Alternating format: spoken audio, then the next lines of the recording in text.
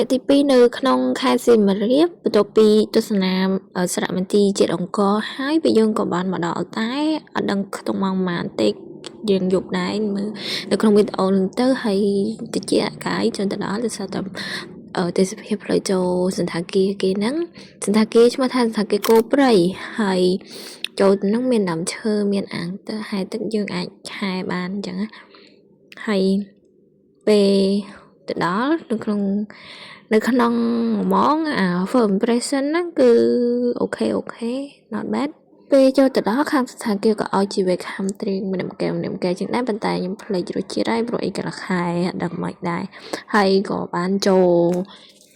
check in បន្ទប់ពួកខ្ញុំក្រែ2ដែរនឹងគេនៅនេះយកពេល2យប់នឹងហ្មងហើយក្នុងបន្ទប់យ៉ាអូខេ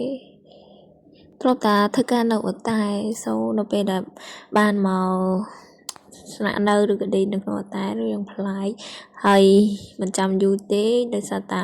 schedule រឿងស្លន់នេះដែរអញ្ចឹងយើងមកផ្លាស់កៅអៅ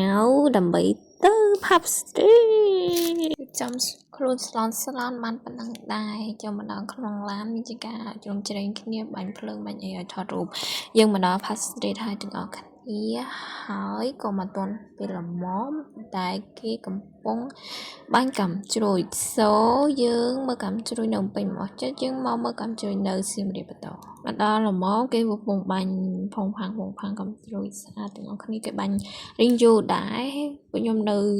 ក្បែរនោះលើតុងតាំងអូយឡើងកាប់សេរីតែកាំជ្រួយចេញសម្រាប់ខ្ញុំទេអូយI love this outfit ហើយបើសួរថាក្នុងមួយ trip ហ្នឹងជឿចិត្តoutfit ណាជាងគេគឺជឿចិត្ត outfit នៅទាំងអស់គ្នាអើយបាទប្រយោជន៍ពីការធ្វើការនៅក្នុងបានធ្វើការនៅក្នុងវិស័យ fashion ណាតែគាត់ថាអីដែលយើងពាំងមិនអាចនិយាយខ្លួនឯងថាជា fashion ទេតែគាត់ថាយើងមើលខ្លួនឯងមើលទៅវាសមនឹងភ្នែកយើងហ្នឹងយើងមិនអាចនិយាយថាយើងពាក់ត្រូវ color ឬក៏មិនទេដោយសារតែយើងក៏មិនមែនជា expert ហើយអ្នកនរគ្នាមនុស្សច្រើនខ្លាំងដោយសារថ្ងៃបុណ្យអុំទូកតមកពីខ្ញុំក៏បានដើរឆ្លងកាត់ដងស្ទឹងសង្កែទៅដំណាក់មាសដើម្បី dinner នៅនោះ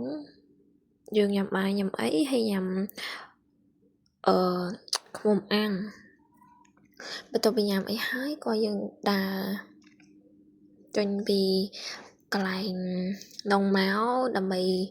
ទៅមើលក្នុងផ្សារបន្តិចទៅចូលទៅមើល pub street យើងចូលផ្សារបានបន្តិចក៏ភ្លេងចាប់ផ្ដើមបន្លំមកដោយសារថ្ងៃហ្នឹងយើងជិះឡាន GA មករងយូរហើយចឹងយើងដើរក្នុងកាត់ pub street បន្តិចក្នុងកាត់ទាំងភ្លេងហ្នឹងហើយតលំតទឹកចិត្តយកអាវមកទទួលដើម្បីដើរមើល pub street បានបន្តិចក៏យើងធ្វើដំណើរទៅសន្តាគារវិញតែនៅ pub street នេះនឹងដូចអ្នកទាំងអស់គ្នាដឹងចឹងឲ្យតែមានបនទៀតអីគេពិចារណាគេនិយមទៅសៀមរាប pub street អីចឹងណាចឹងទៅធ្វើឲ្យមានមនុស្សច្រើន